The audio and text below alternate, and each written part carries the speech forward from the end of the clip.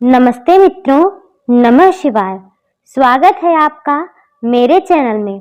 आज की कहानी राजा भर्तृहरि और रानी पिंगला की है। बहुत ही लोकप्रिय कहानी। तो कहानी को सुनने से पहले मेरे चैनल को लाइक, सब्सक्राइब और शेयर जरूर करें। तो आइए चलते हैं कहानी की तरफ। प्राचीन उज्जैन में बड़े प्रतापी राजा हुआ करते थे।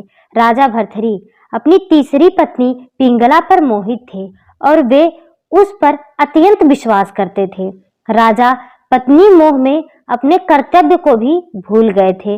उस समय उज्जैन में एक तपस्वी गुरु गोरखनाथ का आगमन हुआ। गोरखनाथ राजा के दरबार में पहुंचे। भर्तृहरि ने गोरखनाथ का उचित आदर सत्कार किया। इससे तपस्वी गुरु अति प्रसन्न हुए। प्रसन्न होकर गुरु गोरखनाथ ने राजा को एक फल दिया और कहा कि यह खाने से वह सदैव जवान बने रहेंगे, कभी बुढ़ापा नहीं आएगा, सदैव सुंदरता बनी रहेगी। यह चमत्कारी फल देकर गुरु गोरखनाथ वहां से चले गए। राजा ने सोचा कि यह फल हमेशा जवान रखेगा, तो उन्होंने सोचा कि उन्हें जवानी और सुंदरता की क्या आवश्यकता है। क्योंकि राजा अपनी तीसरी पत्नी पर अत्यधिक मोहित थे, अतः उन्होंने सोचा कि यदि यह फल पिंगला खा लेगी तो वह सदैव सुंदर और जवान बनी रहेगी। यह सोचकर राजा ने पिंगला को वह फल दे दिया। रानी पिंगला भर्तृहरि पर नहीं बल्कि उसके राज्य के कोतवाल पर मोहित थी। यह बात राजा नहीं जानते थे, पर राजा ने चमत्कारी फल रानी को तो दे दिया। तो रानी ने सोचा यदि यह फल वह कोतवाली खाएगा तो वह लंबे समय तक उसकी इच्छाओं की पूर्ति कर सकेगा।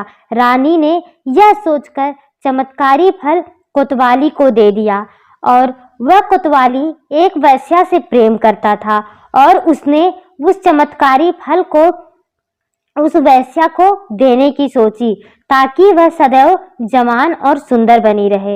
वेश्या ने फल पाकर सोचा कि यदि वह जवान और सुंदर बनी रहेगी तो उसे यह गंदा काम हमेशा करना पड़ेगा। नरक समान जीवन से उसे कभी मुक्ति नहीं मिलेगी। यही सोचकर वह सोची यह फल वह नहीं खाएगी। इस फल की सबसे ज्यादा जरूरत तो हमारे राजा को है।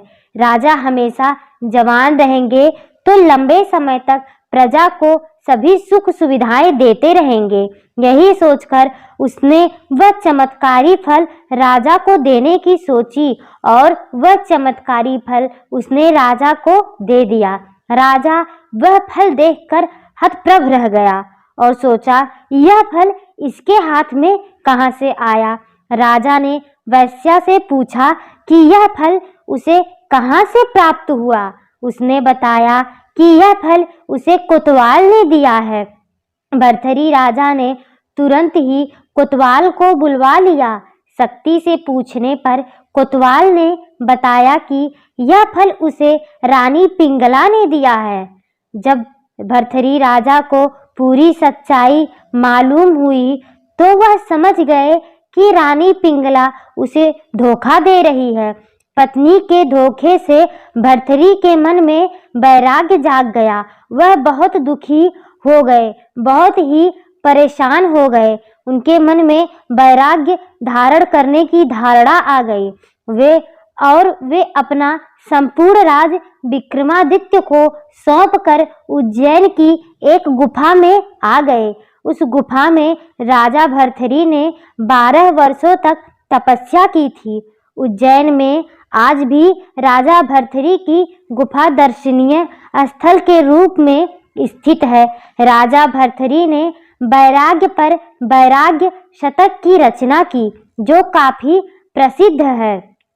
राजा भर्तृहरि ने श्रृंगार शतक और नीति शतक की भी रचना की।